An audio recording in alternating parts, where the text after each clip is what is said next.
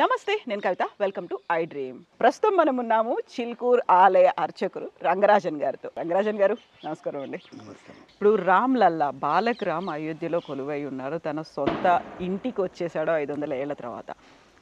అక్కడ వచ్చినటువంటి ఒక అనుమానం, ఒక డౌట్ అనుకోండి, ఒక వాదన, ఒక విగ్రహానికి ప్రాణ ప్రతిష్ఠ ఎట్లా చేస్తారు? అసలు దేవుడే మనల్ని అందరినీ సృష్టిస్తాడనుకుంటే, దేవుడే మనల్ని అందరినీ కాపాడతాడనుకుంటే, ఒక విగ్రహ రూపంలో ఉన్నటువంటి మనం పూజించబోయేటువంటి ఆ దేవుడికి ప్రాణ ప్రతిష్ఠ జరగడం ఏంటి? అసలు అక్కడ ఉన్నటువంటి పండితులు ఏం చేస్తారు? ప్రాణం వచ్చిందని ఎంత చెప్తారు? ప్రాణ ప్రతిష్ఠ అనేది ఎలా జరుగుతుంది అనే వాదన వచ్చింది. అమ్మా, అది ప్రాణ ప్రతిష్ఠ కాదమ్మా, హ్మ్.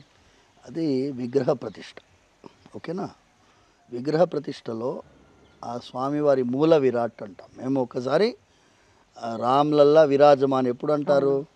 శ్రీరాముల వారు ఇప్పుడు ఇక్కడ ప్రతిష్ఠించబడ్డారు అనగానే మనం అంతవరకు కళ్ళు మూసుకొని ఉంటాం. బట్టలు ఆ నయనోన్మీలనం అంటాం. ఆఖరి ఘట్టం ఏంటి అంటే స్వామివారి యొక్క కళ్ళు, రెండు కళ్ళని మెల్లిగా తెరిపించి, అసలు ఎదురుగా పోయి నయనోన్మీలనం చెయ్యం, కొన్ని సైడ్లో ఉండి చేస్తాం. ఎందుకంటే ఆ మంత్రశక్తి అంత ఉంటుంది కాబట్టి, పవర్ఫుల్గా ఉంటుంది.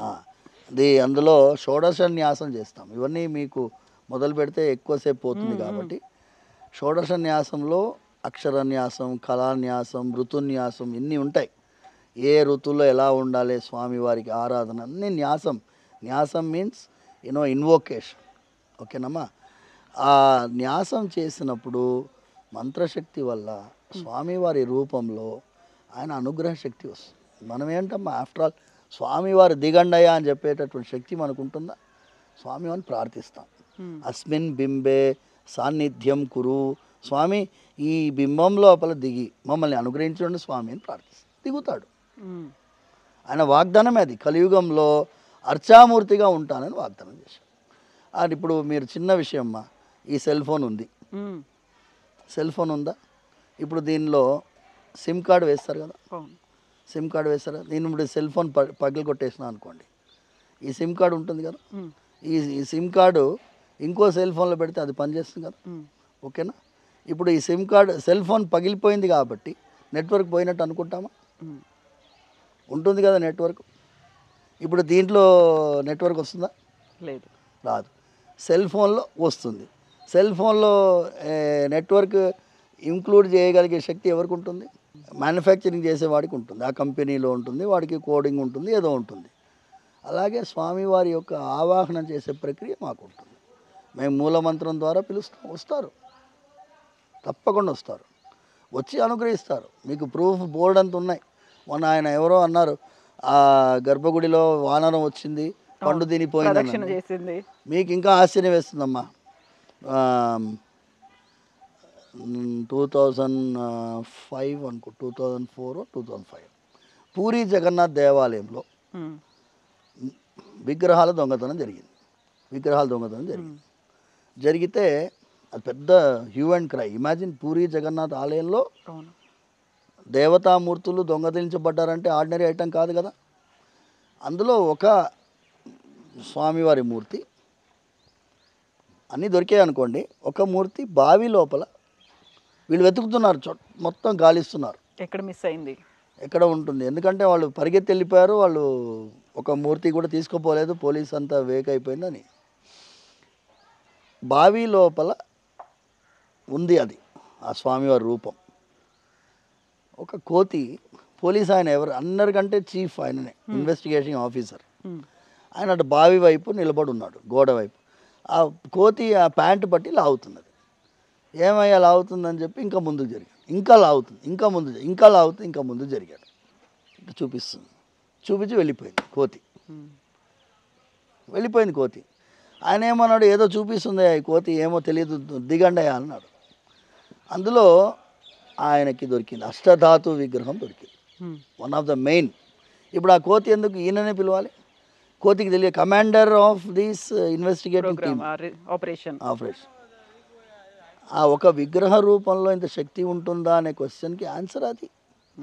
You can communicate. భగవంతుడితోటి మీరు కమ్యూనికేట్ చేయాలంటే మన ధర్మంలో విగ్రహ రూపం అవశ్యం.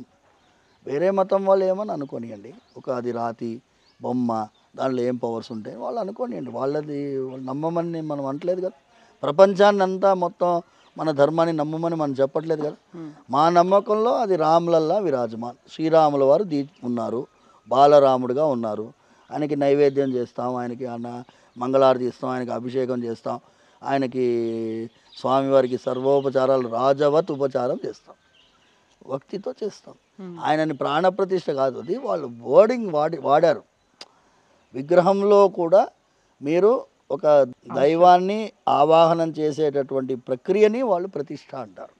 మీకు అర్థం కావాలని ప్రాణప్రతిష్ఠ పెట్టారు పేరు. They wanted to tell. మేము అలా అన్నాం, ప్రతిష్ఠ అంటాం, స్వామివారి ప్రతిష్ఠ అదే అంటాం, స్వామివారి ప్రతిష్ఠ అంటాం. ప్రాణ ప్రతిష్ఠ అనేటప్పటికీ మీరు ఈ ప్రాణం పోసే శక్తి, రాయిలో ప్రాణం పోసే శక్తి పంతులకు ఉందా అని అనుకోవచ్చు. లేదు, మేము విగ్రహ ప్రతిష్టాపన అంటాం, అంతే అంటాం. స్వామివారి ప్రతిష్టాపన అంటాం. చిలుకూరు బాలాజీ మూలమూర్తిలో సంప్రోక్షణ అంటాం. సంప్రోక్షణ అనే పదం ఇంకా కరెక్ట్. సమ్యక్ ప్రోక్షణం, మంచి మంత్ర ప్రోక్షణం చేస్తాం. ఆవాహన షోడశ న్యాసం హోమాలన్నీ జరుపుతాయి. 1000 కుండాల కంటే ఎక్కువ పెట్టి కుండాల్లో మూలమంత్ర జపం చేసి హోమం చేశారమ్మా. It's not an ordinary item. మీరు జస్ట్ ఆ స్క్రీన్ ఓపెన్ చేసి తెరిచారు అనుకుంటున్నారా? చుట్టూ జరిగినాయి కార్యక్రమాలు. ఆయన పేరేంటమ్మా, ఉత్తరాది మఠం స్వామీజీ ఉన్నారు, పేజావర్ మఠ స్వామీజీ, పేజావర్ మఠ స్వామీజీ ఉన్నారు, ఆయన విశ్వప్రసన్న తీర్థ స్వామి ఆయన ఉండినారు. మొత్తం చాలా అద్భుతంగా జరిగిందమ్మా, దీంట్లో సందేహమే లేదు. ఇంకో ముఖ్యమైన నిన్న చెప్పాను కదా, 26 జనవరి 2024 నిజమైన రాముల వారి రాజ్యం స్టార్ట్ అయిపోయింది. This is Ramayana republic. ఇది రామాయణ రిపబ్లిక్ అని చెప్పి.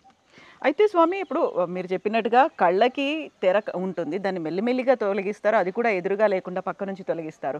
బట్ అక్కడ కింద PM నరేంద్ర మోదీ కూర్చున్నారు, పూజలు చేస్తున్నారు. ఆ తర్వాత ఒకేసారి కెమెరా పైకి తీసుకెళ్ళిపోయారు. అక్కడ మనకి తొలగించినటువంటి తెర కానీ అవన్నీ ఏం కనిపించలేదు కదా, అవన్నీ ముందు జరిగాయి, ఏం జరిగింది అక్కడ?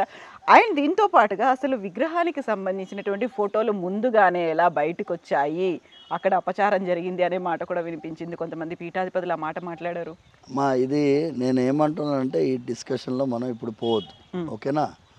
కొన్ని ప్రతిష్టలో ఇప్పుడు ఇస్కాన్ దేవాలయం ప్రతిష్ట ఉందనుకోండి, వాళ్ళు ఈ విగ్రహానికి ఫొటోస్ గురించి వాళ్ళు ఏం అబ్జెక్షన్ చేయరు. మీరు చూడండి, ఇట్స్ ఓపెన్. మూల విరాట్ను కూడా తీసుకోవచ్చు. ఇప్పుడు మా దగ్గర అన్నారు అనుకో, మూల విరాట్ తీయకూడదు అని అంటాం. ఎందుకంటే మేము మూల విరాట్ని శాంతాకారం విశ్వరూపంగా ధ్యానిస్తాం, విరాట్ మూర్తిగా ధ్యానిస్తాం. విరాట్ మూర్తి కోటి సూర్య సమప్రభాయ నమః అంటాము. అందుకోసం మేము విరాట్ మూర్తిని మీరు చూడలేరు, మీరు తట్టుకోలేరు, మీ వల్ల కాదు అని మేము అంటాం.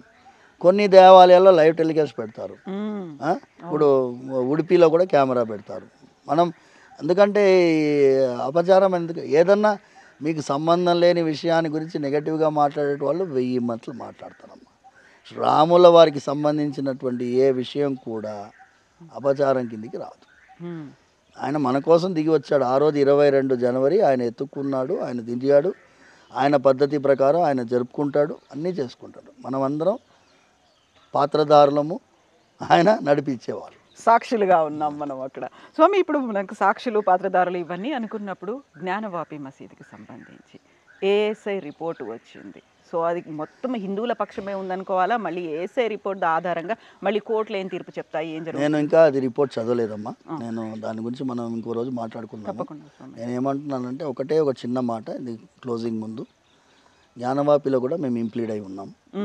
ఎందుకంటే జ్ఞానవాపిలో ఎప్పుడు ఇంప్లీడ్ అయ్యాము అంటే, దైవానికి కూడా రాజ్యాంగబద్ధంగా కొన్ని అధికారాలు ఉంటాయి. అక్కడ మీకు శివలింగం దొరికిన వెంటనే మీరు ఏం చేయాలి, అక్కడ ఒక పక్షం ఏమంటుందంటే మేము అక్కడే కాళ్ళు కడుగుతాం అంటుంది. మరి శివుడి పైన కాళ్ళు కడగడానికి అలౌ చేయొచ్చా, అలౌ చేయకూడదా అనేది రాజ్యాంగబద్ధంగా మీరు నిర్ణయించుకోవాలి. అంటే 1991 ప్లేసెస్ ఆఫ్ వర్షిప్ యాక్ట్ కింద character of the institution first decide చేయాలి. ఈ క్యారెక్టర్ ఏముండింది డిసైడ్ చేయడానికి మీరు యూస్ఫుల్ అవుతుంది. అందుకోసం మేము ఇంప్లీట్ పెటిషన్ పెట్టాము. We're also impleaded there. దాని ప్రకారం భగవంతుడు, ఇప్పుడు నేను చెప్పాను కదా, రాజ్యాంగంలో ఆర్టికల్ 26లో రాముల వారు ప్రతిష్ఠితులు అయ్యారు కాబట్టి సుప్రీంకోర్టులో కూడా కొంచెం జడ్జిలకు కూడా కొంచెం రాముల వారు ధర్మాన్ని అలవాటు చేయాలని ప్రార్థిస్తాం. ధన్యవాదాలు స్వామి. Thank you so much. మళ్ళీ మనం మాట్లాడుకుందాం స్వామి. Thank you Swamy.